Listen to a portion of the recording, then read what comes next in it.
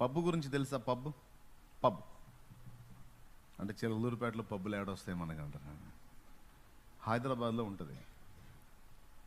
ఈ pub, club వీటి గురించి మీరు వినుంటారు కానీ బహుశా వెళ్ళుండరు.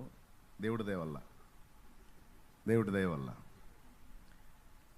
అక్కడ ఏం చేస్తారంటే ఒకళ్ళనొకళ్ళు ఎలా నాశనం చేసుకోవాలో చేస్తుంటారు. అక్కడ ఒక అమాయకురాలైన ఆడపిల్లని అలాంటి వాటికి తీసుకెళ్ళి, ఆడపిల్లలే తీసుకెళ్ళి దుర్వ్యసనాల్లోకి తీసుకెళ్ళి జీవితాలని ఏ విధంగా చక్కగా నాశనం చేసుకోవచ్చో అదంతా కూడా ఈరోజు పబ్బుల్లో జరుగుతుంది.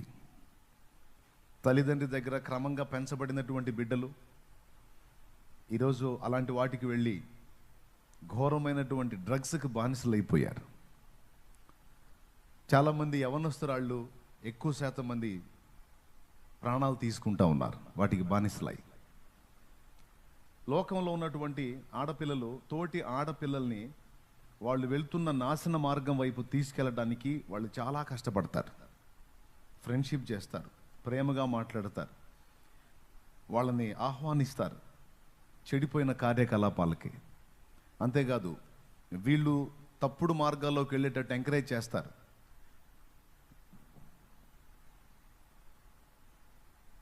లోకంలో ఉన్నటువంటి ఆడపిల్లల పరిస్థితి ఇది. తోటి ఆడపిల్లల్ని మనం చెడిపోయాం, నేను చెడిపోయాను, మిగిలిన వాళ్ళని ఎందుకు చెడగొట్టాలి, వాళ్ళని నేను కాపాడాలి, దయచేసి నేనున్న ఈ మార్గంలోకి మీరు రావద్దు అనే ఆడపిల్లలు లేరు. నేను చెడ్డాను కనుక మిగిలిన వాళ్ళని కూడా చెడగొట్టాలి అని వాళ్ళు నడిచినటువంటి చెడు త్రోవకి తోటి ఆడపిల్లల్ని తీసుకెళ్లే వాళ్ళు బోల్డ్ ఎంతమంది. దానికోసం వాళ్ళు టైం కేటాయిస్తారు, ప్రేమ చూపిస్తారు, రిస్క్ చేస్తారు, ప్రశంసిస్తారు, వాళ్ళని ఆకర్షిస్తారు. వాళ్ళు వెళ్ళి వాళ్ళు అనుభవించే వాటిల్లో ఏదో తెలియని ఆనందం ఉందని, సంతోషం ఉందని చాలా తీయని మాటలు చెప్తారు. ఇవన్నీ ఎందుకంటే ఒక పద్ధతి కలిగిన అమ్మాయిని, ఒక చక్కని క్రమంలో ఉన్న అమ్మాయిని పాడు చేయడానికి వాళ్ళు ఎంత రిస్క్ చేస్తారో మనకు తెలుసు. దాదాపు మీకు కూడా మీ కాలేజీల్లో లేదా మీరు చదువుతున్న ప్రదేశాల్లో మీకు తగిలి ఉండొచ్చు. కొంతమేర మిమ్మల్ని డ్యామేజ్ చేయడానికి ట్రై చేసి ఉండొచ్చు. మీలో కొంతమంది కొన్ని విషయాల్లో ఇప్పటికే డ్యామేజ్ అయి ఉండొచ్చు. అయితే ఈ రోజు నుంచి ఆ పరిస్థితి మారాలి. ఒకప్పుడు వాళ్ళ పరిస్థితులు చూసి అటు ఆకర్షింపబడ్డ మనం ఇప్పుడు దేవుని యందు బలమునుంది వాళ్ళని దేవుని వైపుకు ఆకర్షించాలి. మనం కష్టపడి వాళ్ళకి ప్రేమ చూపి వాళ్ళు పాపాన్ని గురించి వర్ణించి చెప్తున్నట్టు దేవునిలో ఉన్న ఆనందాన్ని, దేవునిలో ఉన్న సంతోషాన్ని, దేవునిలో ఉన్న పరవశాన్ని నువ్వు వర్ణించి చెప్పి వాళ్ళని దేవుని దగ్గరికి తీసుకొచ్చి కష్టపడి ఒక్క ఆత్మని దేవునికి నువ్వు కనెక్ట్ చేయగలిగితే ఒక నిండు జీవితాన్ని, నిత్య జీవ పర్యంతం నువ్వు కాపాడిన దానివి అవుతావు. ఒక నిండు జీవితాన్ని నిలబెట్టిన దానివి అవుతావు. ఒక కుటుంబం, ఒక తల్లిదండ్రుల కన్నీళ్లు నువ్వు ఆపిన దానివి అవుతావు. ఒక ఆత్మహత్యను ఆపిన దానివి అవుతావు. ఒక నిండు యవన జీవితం బలిగాకుండా కాపాడిన దానివి అవుతావు. వాళ్ళని మనం వేరే వేటికి తీసుకెళ్లకుండా దేవుని సన్నిధి గురించి, దేవుని సన్నిధిలో ఉన్న వైభవాన్ని గురించి, ఆనందాన్ని గురించి, నువ్వు రక్షణ పొందిన సాక్ష్యం, నువ్వు దేవునికి ఎలా కనెక్ట్ అయ్యావో ఈ విషయాలు ఇతరులతో పంచుకొని నువ్వు వాళ్ళని ఆకర్షించగలిగితే, ఎంతమందిని నువ్వు అలాగ దేవుని కొరకు ఆకర్షించగలుగుతావు, అన్ని జీవితాలకు నువ్వు ఒక వెలుగు అవుతావు. మనం ఎన్నాళ్ళు బ్రతికామన్నది కాదు, ఎంతమంది జీవితాలను వెలిగించామన్నది సాక్ష్యం. ఇప్పుడు నేను యేసు ప్రభుకి కనెక్ట్ అయినప్పుడు సరిగ్గా నాకు 21 సంవత్సరం ఏజ్, 2021. దాదాపు ఒక 21 సంవత్సరం అంటే 20 అంటే మైనరే, 21 అంటే మేజర్.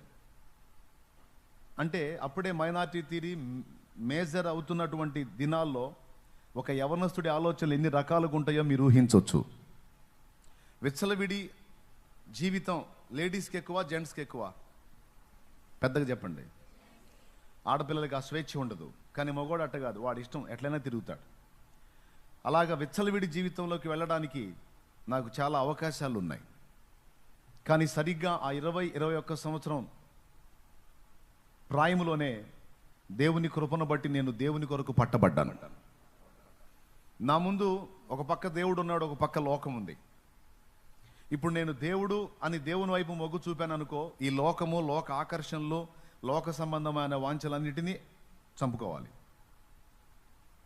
లేదా లోకం కొంతకాలం అనుభవించి, కొంతమందికి దేవుడు అంటే ఇష్టం ఉంటుంది కానీ ఇప్పుడే భక్తి అది అంటే ఇష్టం ఉండదు. అవి ఏం తెలుసు మనకి లోకంలో, ఇంకా కొన్ని అనుభవించిన తర్వాత మనం దేవుడు భక్తి అట్ట అందాం అనుకుంటారు. అలాగే నా ముందుకి దేవుడు అలాగే లోకం రెండు వచ్చి నిలబడ్డాయి. దేవుని సన్నిధి ఆకర్షిస్తుంది, రా నా దగ్గరికి రా. ఒక పక్క లోకం ఆకర్షిస్తుంది. లోకంలో చాలామంది చాలా అనుభవించారు, ఇంకా నువ్వు అసలు ఏం అనుభవించలా, నీ లైఫ్ ఇప్పుడే ప్రారంభం, నువ్వు అప్పుడే దేవుడు అనుకుంటా పోతే ఎలాగా? నువ్వు జీవితాన్ని ఆనందించాలి, తినాలి, తాగాలి, సుఖించాలి, సంతోషించాలి. లోకంలో చాలామంది అనుభవిస్తున్న ఆనందాలని నువ్వు అనుభవించాలి. కోరుకో, ఏది కోరుకుంటావు? సరే, నీకు అంతగా భక్తి చేయాలని ఉంటే కొంతకాలం ఇది అనుభవించి, కొంతకాలం ఆస్వాదించి ఆ తర్వాత పో. కానీ చాలామంది చాలా అనుభవిస్తున్నారు, అవి అనుభవించకుండా నువ్వు లాస్ చేసుకోవద్దు. సాతాను యొక్క తీయని మాట. దేవునికి వెళ్ళి చూస్తే యవన కాలం ముందు కాడి మోయట నరునికి మేలు. దేవుని వాక్యం అంటుంది, యవన కాలం ముందు కాడి మోయట నరునికి మేలు. నా కుమారుడా, ఈ చిరు దశలోనే నువ్వు నాకు కనెక్ట్ అయ్యావంటే నిన్ను ఉపయోగించి అనేక మంది జీవితాలను వెలిగించడానికి నేను నిన్ను వాడుకుంటాను. నువ్వు ముఖ్య జీవితం అంతా లోకంలో తగలబెట్టి ఆ శేషాన్ని తీసుకొచ్చేదో నాకు ఇస్తే కొంత వాడుకోగలుగుతాను, కానీ ఆశించినంత పని నీ ద్వారా జరగదు నా కుమారుడు అని నా దేవుడు మాట్లాడాడు. ఎంచుకోవాలి. దేవుడిని ఎంచుకుంటేనేమో లోకాన్ని అనుభవించడానికి కుదరదు, లోకాన్ని ఎంచుకుంటేనేమో దేవుణ్ణి పక్కన పెట్టాలి. ఈ రెండు సంఘర్షణల నడుమ ఆ చిన్న వయసులో, ఆ 20-21 సంవత్సరం ప్రాయం, మైనారిటీ కూడా పూర్తిగా తేరని ఏజ్లో నేను తీసుకున్న ఒక నిర్ణయం నా జీవిత గమనాన్నే మార్చి పడేసింది. నేను తీసుకున్న ఒక సరైన నిర్ణయం నా లైఫ్ ఏమంటారు దాన్ని, ముఖ చిత్రాన్నే మార్చి పడేసింది, నా జీవితం యొక్క ముఖ చిత్రాన్ని. ఒకవేళ నేను సాతాను ప్రేరణకు లొంగి దేవుణ్ణి పక్కన పెట్టి, ఒకవేళ నేను కొంత లోకాన్ని అనుభవించి అందులో ఉన్నదేందో తెలుసుకొని ఆ తర్వాత వద్దామని ఒకవేళ దాన్ని కనెక్ట్ అయినట్టయితే ఈ రోజుకి నేను అందులోనే ఉండేవాడిని, ఎవరికి ఉపయోగపడేవాడిని కాదు. కానీ ఈరోజు నా బ్రతుకు, నేను దేవుని వైపుకు తిరిగి దేవునికి కనెక్ట్ అయి కొన్ని తుచ్చమైన అభిలాషలను చంపుకోవటానికి ఇష్టపడినందున నా జీవితం లక్షలాది మందికి, వందలు వేలు కాదు లక్షలాది మందికి దీవెనకరంగా మారింది. ప్రత్యక్షంగా వేలాది మంది, పరోక్షంగా లక్షలాది మంది, ఎన్నో జీవితాలు.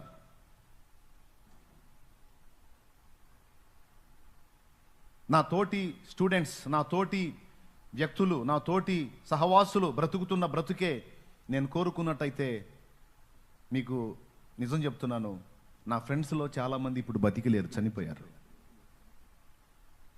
బహుశా నేను వాళ్ళతో సహజీవనం చేసి వాళ్ళలా బ్రతికున్నట్టయితే ఈ పాటికి నా చరిత్ర కూడా క్లోజ్ అయి ఉండేది. ఎందుకు చనిపోయారు తెలుసా వాళ్ళు? నేను నిజం చెప్తున్నాను, నా కళ్ళల్లో నీళ్లతో మందుకు బానిసలే చచ్చిపోయారు. చిన్న చిన్న వయసులోనే చనిపోయారు. ఒకవేళ నేను ఆ సహవాసంలో అలానే కొనసాగితే, వాళ్ళతో తిరిగి నేను అందులో కలిసిపోయినట్టయితే ఈ పాటికి నా చరిత్ర ఎప్పుడో క్లోజ్ అయిపోయేది. నేను కుటుంబానికి దీవెనకరంగా ఉండేవాడిని కాదు, సమాజానికి అంతకన్నా దీవెనకరంగా ఉండేవాడిని కాదు. అది వద్దనుకున్నాను, నాకు దేవుడే చాలనుకున్నాను. దేవుడిలో ఉన్న ఆనందానికి మించిన ఆనందం ఎక్కడ ఉంటుంది? దేవుడిచ్చే ఆనందం కన్నా మించిందా సైతానిచ్చే ఆనందం? నాకొద్దు, నాకు దేవుడే కావాలి. నేను దేవుని పాదాలే పట్టుకున్నాను. నా యవన ప్రాయంలో నాకు ఎదురయ్యేటువంటి ఎన్నో ఆకర్షణలు, ఎన్నో శోధనల విషయంలో నా మనసును చంపుకున్నాను. నాకు ఎన్నో ఆకర్షణలు ఎదురైనాయి, ఎన్నో తేడా పడే పరిస్థితులు నా కళ్ళ ముందుకు వచ్చినాయి, నా కాళ్ళ ముందుకు వచ్చినాయి, మెత్తబడ్లా. ఒక నా నా నా సుఖాన్ని, నా సంతోషాన్ని, నా భోగాన్ని, నా ఆనందాన్ని, నా ఎంజాయ్ని నేను చూసుకుంటే చాలా జీవితాలు పాడైపోతాయి. నా దేవుడు దుఃఖపడతాడు.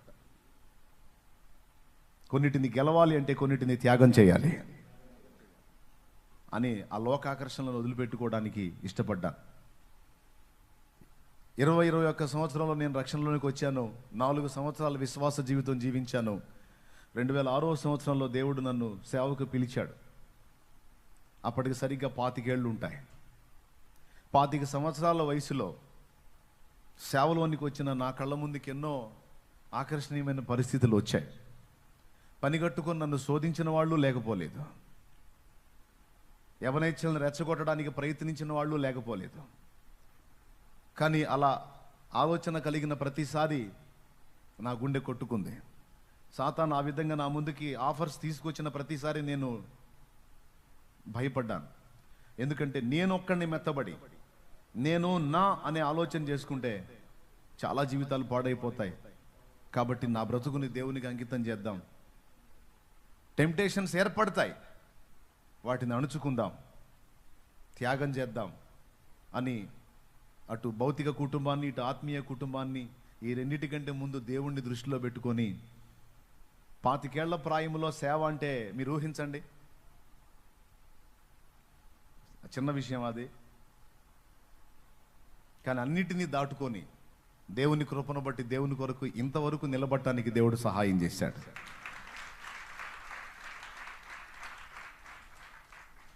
ఈరోజు మీ ముందు అదే పిలుపు ఉంది. నేను కావాలా, లోకం కావాలా? నువ్వే కావాలి ప్రభు అంటే మరి కొన్నిటిని వదులుకోవాల్సి ఉంటుంది. నువ్వు కొన్నిటి విషయంలో నువ్వు సిలువ వేయబడాల్సి ఉంటుంది. క్రీస్తు యేసు సంబంధులు లోకమును దాని ఇచ్చలతో కూడా సిలువ వేసి ఉన్నారు అనుంది వాక్యంలో. కాబట్టి నువ్వు అలా ఇష్టపడ్డట్టయితే నేను నిన్ను కూడా నా చేతుల్లోకి తీసుకొని మలుచుకొని వాడుకుంటాను అంటాడు దేవుడు. నిజంగా నా లైఫ్లో ఆ టైంలో నేను తీసుకున్న నిర్ణయం ఈరోజు నా జన్మని ధన్యం చేసింది. ఈరోజు యవనస్తులంటారుగా మీరున్నారు. మీరు తీసుకునే నిర్ణయాలు రేపు ఎంతమందికి ఆశీర్వాదకరంగా మారబోతున్నాయో మీకు తెలియదు. ఎన్ని జీవితాలను వెలిగించబోతున్నాయో, ఎంతమంది కళ్ళు తెరవబోతున్నాయో, ఎన్ని కుటుంబాలని కట్టబోతున్నాయో, ఎన్ని ఆత్మల్ని రక్షించబోతున్నాయో. నా చేతులతోనే దేవుని కృపను బట్టి ఈ చేతులతో దాదాపు 45 నుంచి 50 వేల మందికి బాప్తిస్మాలు ఇచ్చాను. ఇప్పటికింత ఇక రాబోతున్న దినాల్లో ఇంకా ఎన్ని ఆత్మల్ని దేవుడు నాకు ఇస్తాడో. నిన్న కూడా నిన్న తీసుకున్న వాళ్ళు, ఈ నెల మొత్తంలో తీసుకున్న వాళ్ళు దాదాపు 239 మంది అయ్యారు. ఒక మంత్ నిన్న నెలలో. నిన్న చివరి బుధవారం తీసుకున్న వాళ్ళు, పోయిన ఆదివారం ఇచ్చిన వాళ్ళు, మొన్న ఆన్లైన్లో పొందిన వాళ్ళు మొత్తం లెక్కేస్తే దాదాపు 239 మంది ఆత్మలు రక్షించబడ్డారు.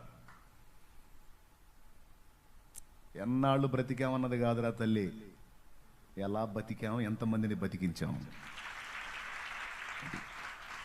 తేడా పడిన వాళ్ళు ఎవరు ఉండరు. దిద్దుకోవాలి, దేవుని వైపు మళ్ళుకోవాలి, దేవుని కొరకు రోషంగా నిలబడాలి, సైతానుగాడి గుండెల్ని వణికించాలి. మన పేరు చెప్తేనే వాడికి సింహస్వప్నం కావాలి. ఏనుక్కి సింహం కల్లోకి వస్తే గుండె పగిలి చచ్చిద్దట పెద్దోళ్ళు చెప్తారు. సైతానుగాడికి మనం జ్ఞాపకం వస్తే గుండె వణకాల వాడికి. అమ్మో సామాన్యురాలు కాదురా నాయన. అలాంటి రోషం కలిగిన జీవితం జీవించాలి.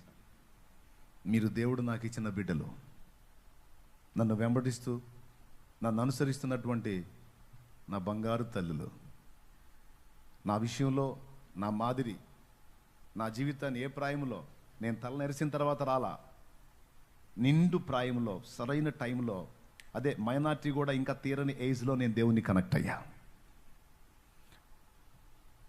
ఎందుకు ఈ మాటలు చెప్పానంటే, కొంతమంది యవనస్తులు భక్తి మాటలు చెప్తుంటే వాళ్ళు అన్నీ అనుభవించి ఇప్పుడు చెప్తా ఉంటారు, మనం కూడా అనుభవించొద్దా ఏంటబ్బా అంటారు కొంతమంది ఆడపిల్లలు. మనం కొన్ని అనుభవించాలి, ఆ తర్వాత మనం వెళదాం లేబ్బా అంటారు.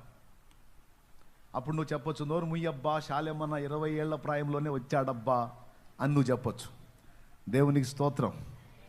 మనకంటే వాళ్ళకి ఇంకా ఎక్కువ శోధనలు కదబ్బా, అన్ని మానుకొని దేవుని కోసం నిలబడితే కదబ్బా 50,000 మంది జీవితాలు కట్టబడింది అని చెప్పు.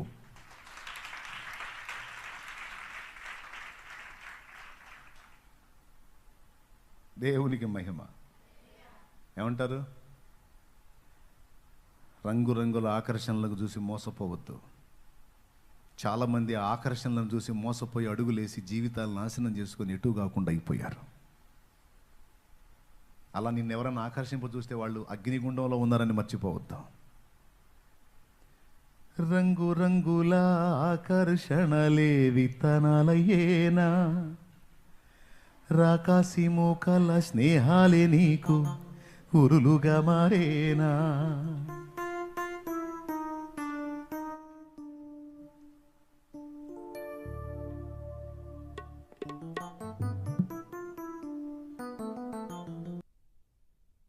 రంగురంగుల ఆకర్షణలే విత్తనాలయ్యేనా, రాకాసి మోకల స్నేహాలే నీకు ఉరులుగా మారేనా.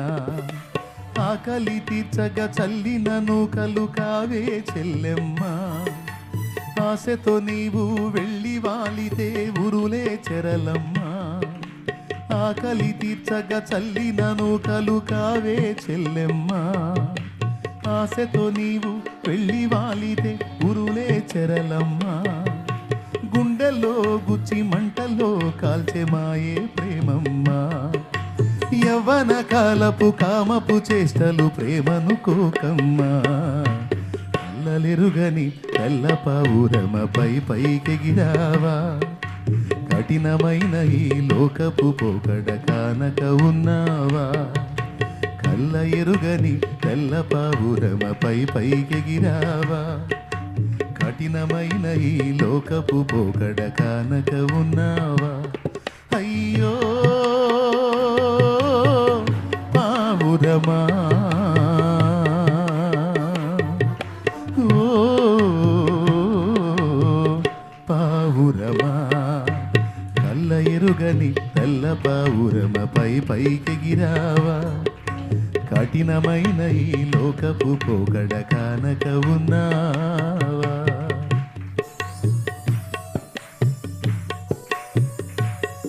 ఫుడ్ అయిపోయి ఉంటుంది, వెళ్ళి తిందురు కానీ ఇప్పుడు నేను చెప్పిన మాటలు మాత్రం ఛాలెంజ్గా తీసుకోండి. రోషం కలిగి నిలబడండి.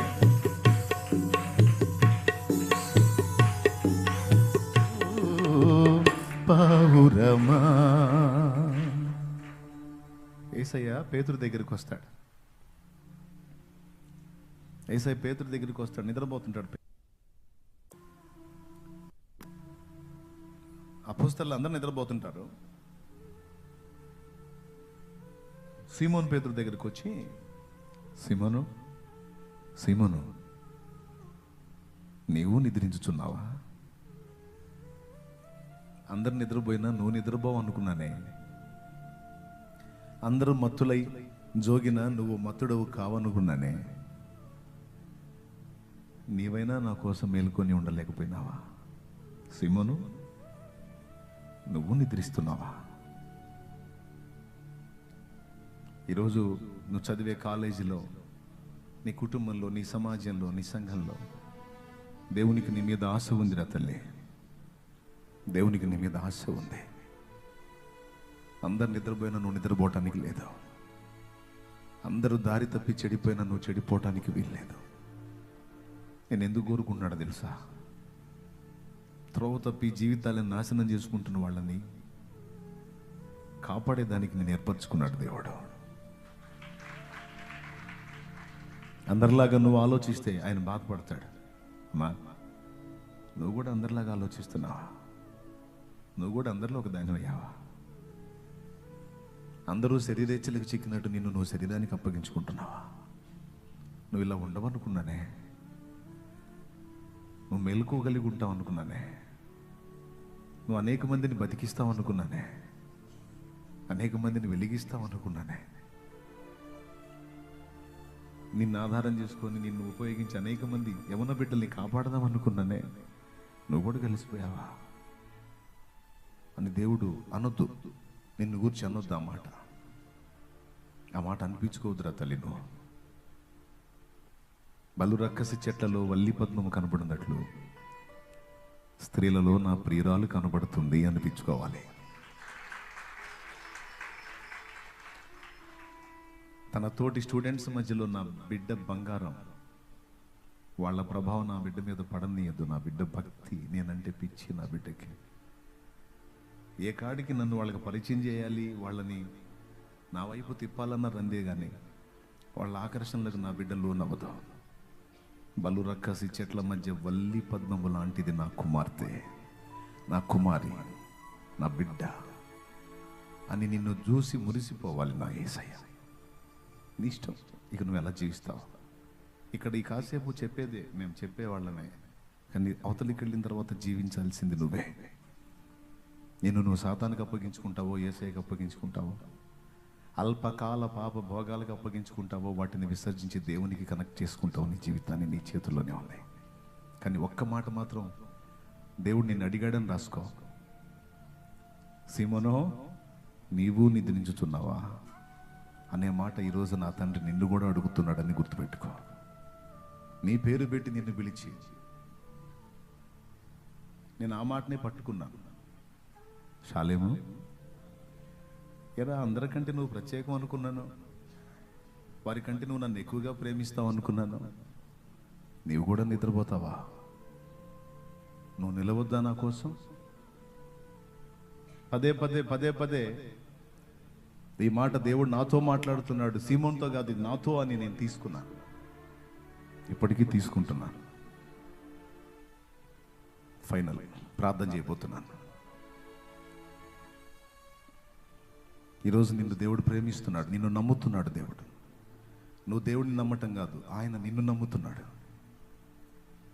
నీ తోటి వారిని నువ్వు ప్రభావితం చేస్తావని, దేవుని వైపు నువ్వు ఆకర్షిస్తావని నమ్ముతున్నాడు. ఒక్కసారి అలా పైకి లేచి నిలబడు.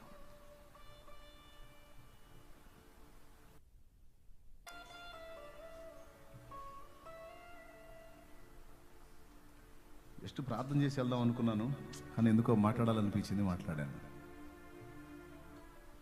మిమ్మల్ని ఇబ్బంది పెడితే మరోలా అనుకోకండి, ఎందుకంటే మాకు ఆకలి అవుతుందన్నయ్య అని మీకు పాపం ఆకలితో ఒకవేళ బాధపడతారేమో. ఫుడ్ ఆలస్యం కాదులే, కానీ నీకు కొన్ని చెప్పాలనుకున్నాను, చెప్పాను. దేవుడు నిన్ను నా పెంపకంలోకి చేర్చాడు, నా పెంపకంలోకి చేర్చాడు. ఒట్టిగా చేర్చలా, ఏదో ఏర్పాటు ఉంది గనక నిన్ను ఆయన కదులుతున్న సన్నిధిలోకి నడిపించాడు, ఆయన కార్యం చేస్తున్న సన్నిధిలోకి నడిపించాడు. అంత్యకాలపు సంఘాన్ని సిద్ధపరచడానికి దేవుడు ఏర్పరచుకున్న పాత్రల్లో ఒక ప్రత్యేకమైన సహవాసంలోకి నిన్ను నడిపించాడు ఆయన. ఈ మాటల్ని టేక్ ఇట్ ఈజీగా తీసుకోవద్దు, సీరియస్గా తీసుకో, జాగ్రత్త పడు. ఒక నూతన అధ్యాయం నీ జీవితంలో స్టార్ట్ కావాలి, అవుతుంది, నేను నమ్ముతున్నాను. ఆమేన్. ఆ పాత లోకానుసారమైన జీవితాలకి స్వస్తి చెప్పు, ప్రత్యేకింపబడిన జీవితంలోనికి రా.